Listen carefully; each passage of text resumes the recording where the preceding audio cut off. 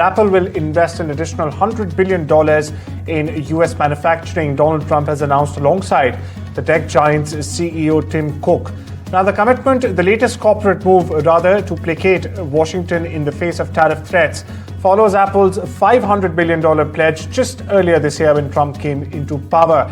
Meanwhile, listen to Trump and Tim Cook, followed by a report.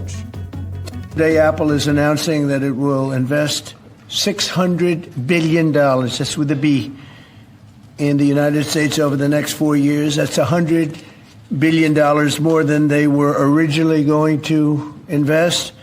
And this is the largest investment Apple has ever made in America and anywhere else.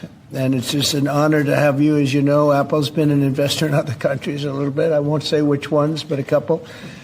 And they're coming home. $600 billion. It's the biggest there is. The company is also unveiling its ambitious new American manufacturing program, which will bring factories and assembly lines across our country all roaring to life. Earlier this year, we made our largest ever spending commitment, $500 billion to the U.S. over the next 4 years. That's already yielding results. Earlier this year, we broke ground on a new factory in Houston to make advanced AI servers. And just last month, the very first test unit rolled off that factory's line, proudly made in America. President Trump shared some kind words about that work, but he also asked us to think about what more we could commit to doing. And Mr. President, we took that challenge very seriously.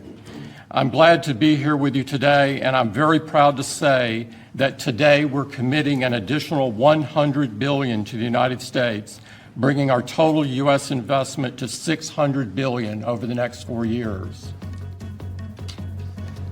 Meanwhile, NDTV correspondent Tony Waterman gets you the latest from Ground Zero, Washington. Take a look.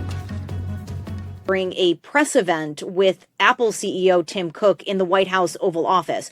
Cook was there to announce that the tech giant is upping its manufacturing investment in the U.S. to $600 billion, some of that money going towards opening a factory in Texas.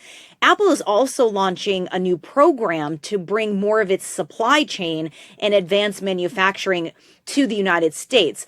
But Apple came up short on one big demand from the president. He really wants Apple to start making its iPhones in the United States, something that Apple is not quite committed to yet. And for now, it seems that it will continue to manufacture its iPhones in India, China, and Vietnam. This investment in the U.S. seems more about avoiding Trump's tariffs as much as possible and also about getting on Trump's good side. Tony Waterman, NDTV, Washington. Days after the United States slapped Canada with 35% tariffs, raising it from the previous 25%, Canadian Prime Minister Mark Carney on Tuesday said that he will in fact speak with US President Donald Trump when it makes sense, in his words. Now, the increased tariff, which the White House said was the result of Canada's continued inaction and retaliation, comes after Trump told reporters that Mark Carney, in fact, reached out ahead of an August 1st tariff deadline. However, no conversation between the two took place. Meanwhile, my colleague Maha Siddiqui gets you the latest from Vancouver in Canada. A 35% tariff is in effect for the Canadian market as well from the Trump administration side. However, the Canadian Prime Minister Mark Carney is in no rush to seal a trade deal with the United States. The belief is that a no deal is better than a bad deal for Canada. And here's why. The 35% tariff will apply only to non-CUSMA compliant goods.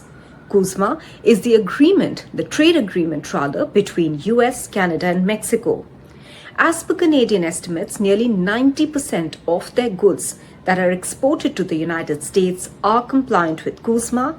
That leaves around 10% goods, and experts believe that they can be made CUSMA compliant as well. There are three major sectors that have been hit by the Trump tariffs. Those are aluminum and steel, where there is a tariff of 50%, the automobile industry, a tariff of 25%, the energy sector with a tariff of 10%, and lumber as well, which impacts a province like British Columbia. Now, Prime Minister Mark Carney was in British Columbia recently, and he also went to Kelowna, which is the hub of the lumber industry, and has announced a support package for the lumber industry. So that really is the plan of the Canadian government, to provide support to these industries where there could be potential job losses because of the tariff and which could suffer because of the Trump administration's decision.